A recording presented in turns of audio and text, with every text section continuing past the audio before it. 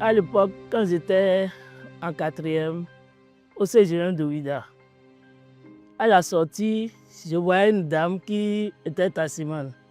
Chaque fois, je la vois au volant. Chaque fois, je la vois au volant. Et ça m'a motivé. Et les années blanches étaient arrivées en 88.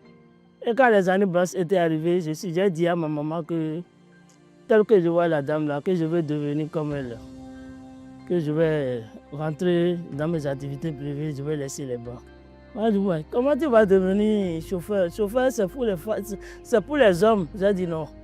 Je voyais une dame, vraiment, elle m'attire beaucoup. Et c'est de là que, dans les périodes des années blanches, je suis allé chercher un patron de chauffeur de taxi et je lui ai dit que je veux devenir son apprenti. Et c'est comme ça que je me suis engagé avec lui. J'ai toujours envie de rentrer dans le système des Nations Unies. Mais tout le temps, on me dit, tu n'as pas évolué dans les études. Avant de venir dans le système des Nations Unies, il faut avoir le bac, il faut avoir ça. Bon, toujours dans ma tête, je souhaiterais toujours conduire le braque vert. Et c'est comme ça que j'ai entendu le PAM avait lancé un recrutement où je suis parti. J'ai postulé et ils m'ont recruté. Ça m'a beaucoup fait plaisir. Je suis resté là, j'ai fait 2 ans. Quand Inos même qui m'a envoyé une lettre de ce type pour venir conduire avec eux. Et c'est comme ça que j'ai quitté le PAM pour Inos. Et aujourd'hui, je me suis retrouvé au PNH.